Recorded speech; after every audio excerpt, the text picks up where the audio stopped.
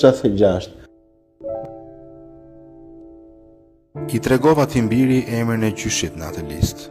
Kur të rritet, do t'i them se gjyshi u pushkatua padrejtisht nga regjimi, një brez që u sakrifikua, por që nuk duhet të harroar.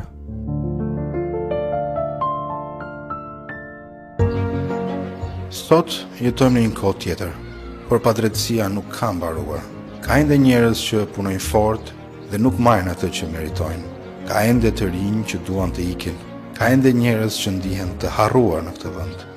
Unë besoj te një Shqipëri ndryshe, një Shqipëri ku puna shpërblehet, ku drejtësia nuk është privilegj, por e drejtë, ku askush nuk ndihet më i harruar. Nuk mund të ketë të ardhme pa drejtësi. Na duhet një Shqipëri ku ja del me punë.